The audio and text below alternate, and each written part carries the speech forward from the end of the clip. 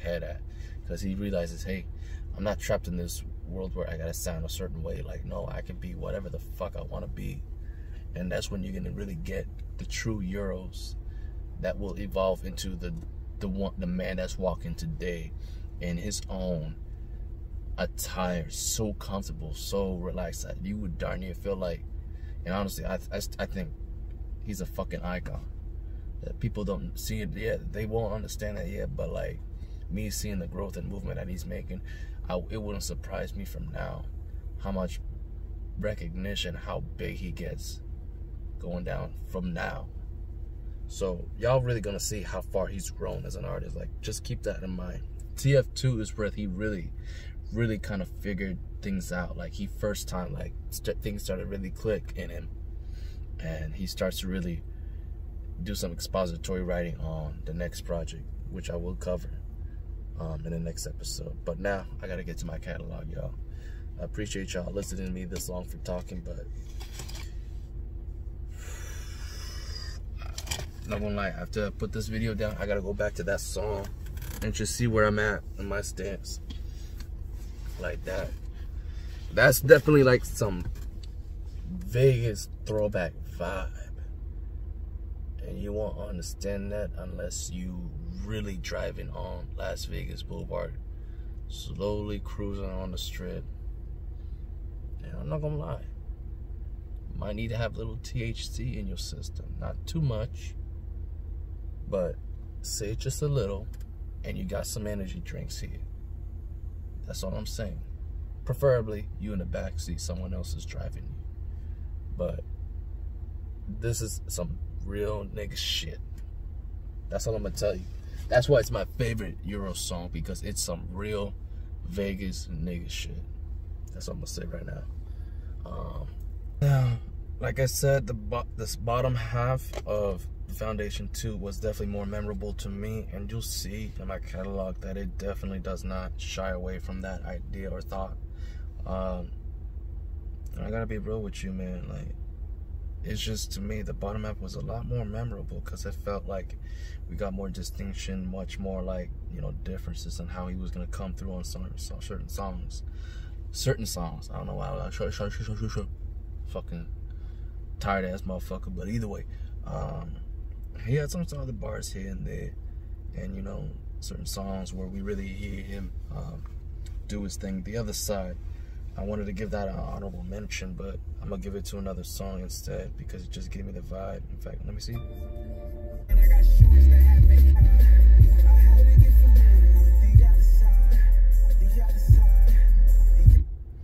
I think I might go that route. Let me see. But either way, let me get into it. So, starting with category A, how it sounds is definitely going to be it. To me, it definitely shows really how Euroz could put himself in. Let me just really think.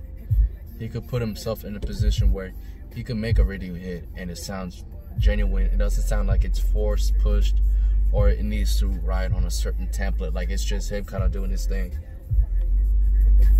And I like the way he sings on here. Yeah, you can get a little bit of like that Drake feel, but it's like, it's kind of like his way of nonchalantly singing.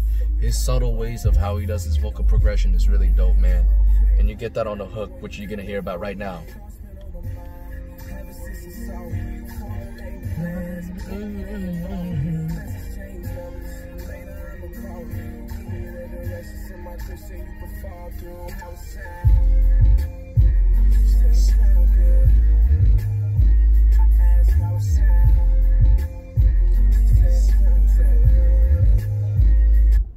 Right there. Like, that shit was clean, man. I like it. Once again, it shows you how dope he is as a singer, man. Like, his vocal runs go, man. We're gonna move on to category B. Not unconditional. My apologies, y'all. My category B song, and it, like I said, category B is gonna be the most difficult when it comes to him. Everything here is substantial, and it's all about lyrically powerful, or something where I feel like it's gotta be something above and beyond with him. Anything category B has to make me think something that's pivotal in not only what he's doing, but like in his career, or like anything that's like a big, you know, milestone for him. And to me, that's King of Sorrow, track number 11. Definitely have your bars here and there. I also want to mention the latter half is where you got to hear, you know, some songs, a previous song pan into the next song on a track. So as you heard right there. Gotta stay focused on his paper like it's due tomorrow. As soon as TF2 comes, that should cue to swallow. That line right there was dope, memorable. The first verse was great. You know what I mean? So like, there's some punching lines. Like, he wasn't always consistently dropping punchlines here and there, but there were some memorable ones on a verse, you know, on a few of these songs. And King of Sorrows had that checked marked. So obviously, focus on this paper like it's due tomorrow. And like, when TF2 comes, that's your cue to swallow. Like, that shit was cold. But really, that's just like piecing the puzzles together, which ends up being part of the reason why this becomes my category B joint. And another part is really when he starts singing.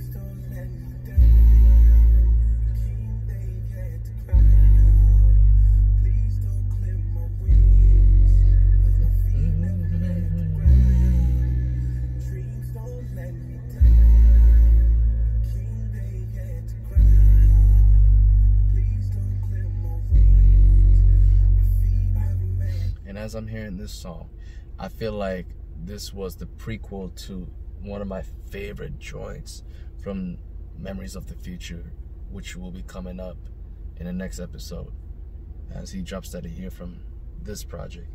But yeah, I thought that was pretty dope. There's some motherfucker walking towards me. Please tell me he's walking. Okay, cool. I thought there's a lot of solicitors here, man. It's crazy. Either way, I'm just like, don't interrupt me when I'm doing this fucking video, man. Please. Anyways, category B, King of Sorrow, definitely, like I said, a lot of pieces here and there that makes this song really stand out.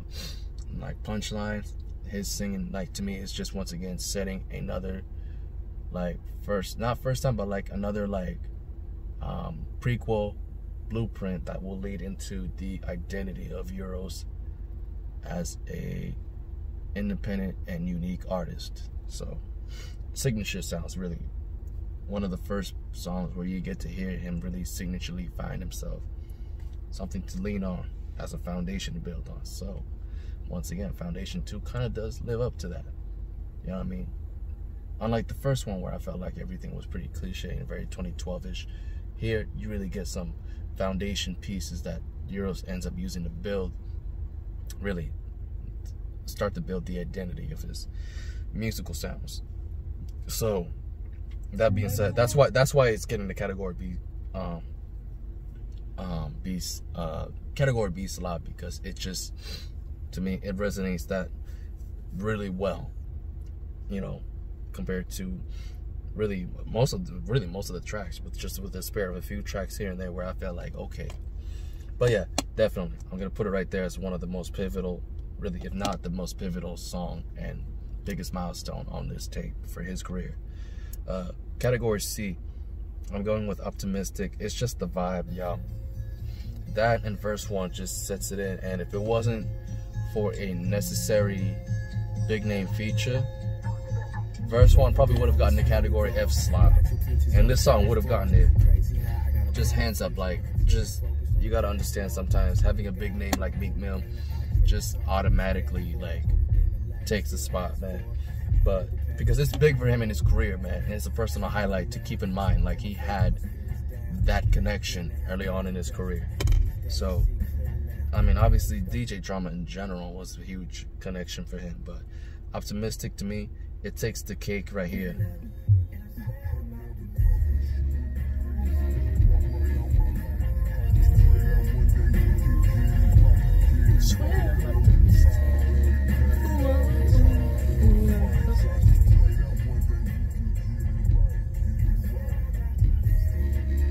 Just the vibe from right here.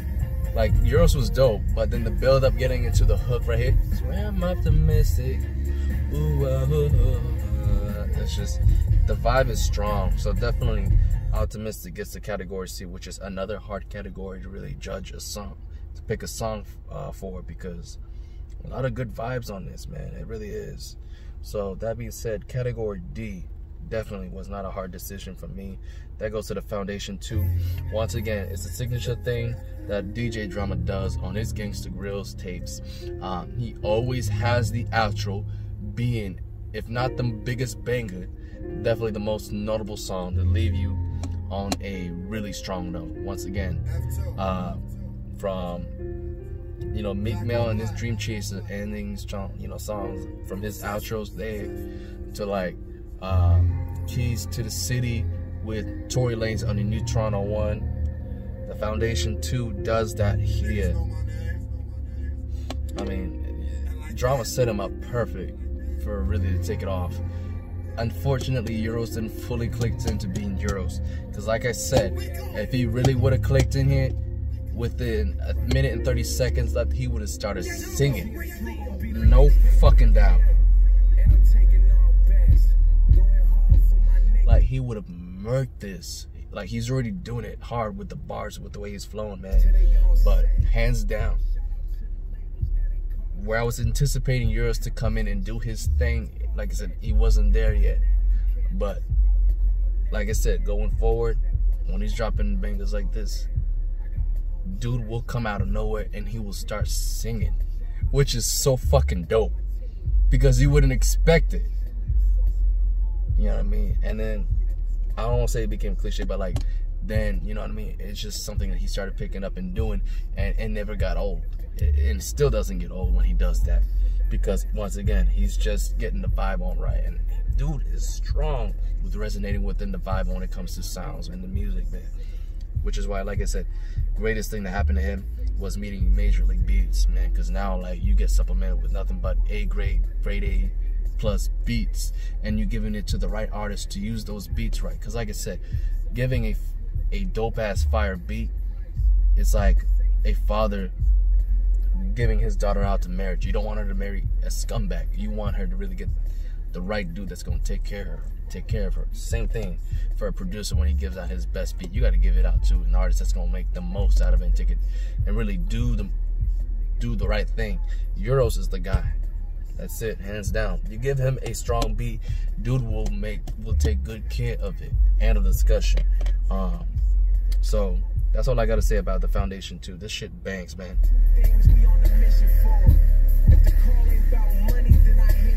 Right here, start singing, nigga. You should have sang na na na na.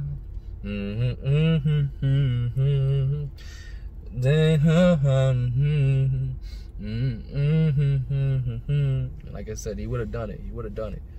I'm not in the mood to really sing, so I'm not gonna do it. But damn, man, fuck.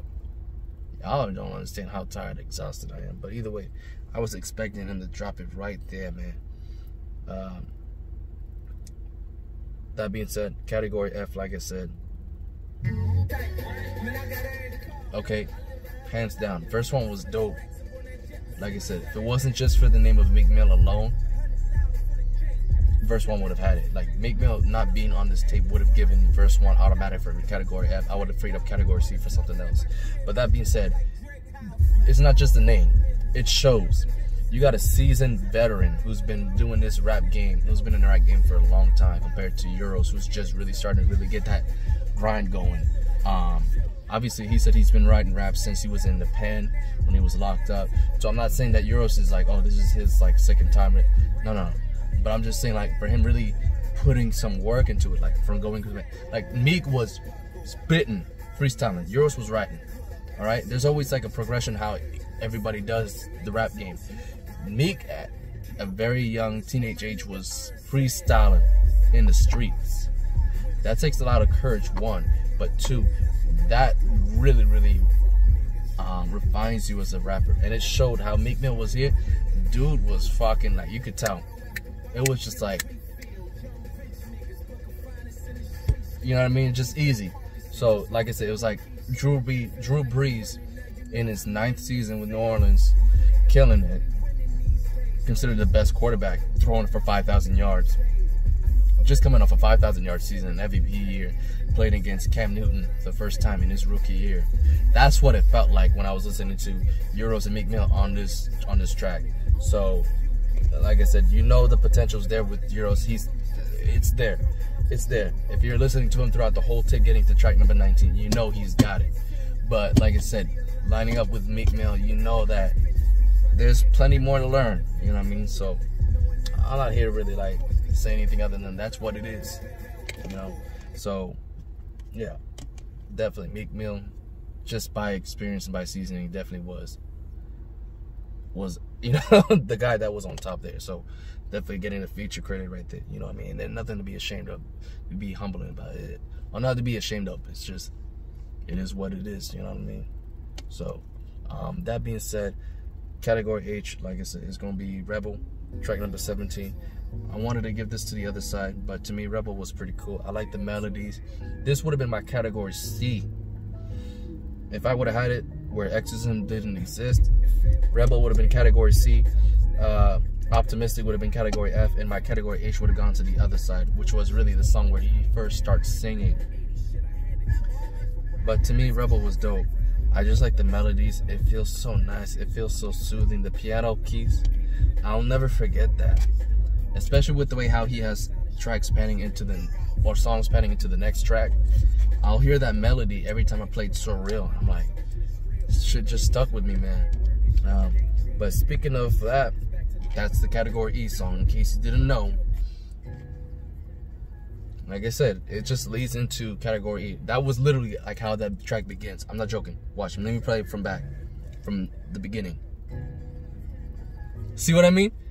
You hear the ending of Rebel going into So Real when you play the song. You know what I mean? So, on some Tory Lanez, Conflicts of My Soul type of shit. Yeah, that's what happens. And I thought that was pretty cool, man. But yeah. So category E is definitely So Real. You know what I mean? To me, it's the best song on here. It's got everything from the cadence of Euroz doing his thing on here on a phenomenal grade A+ beat production, which is, in my opinion, hands down the best beat on this track. He's flexing, and rightfully so. You gotta lyrically flex on this beat, and he's doing that. So to me, it's a hit single. It's category A, it's category D, it's category B. The vibe is strong and you feel it. Alright, it's all of the above. It's definitely category E joint.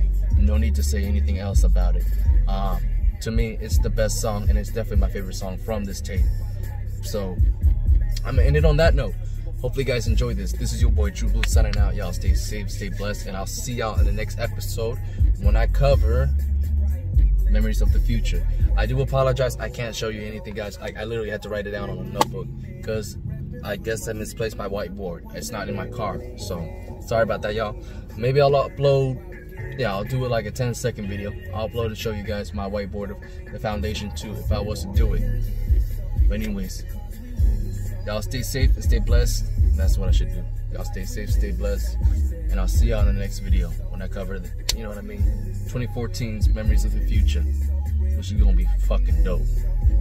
Deuces.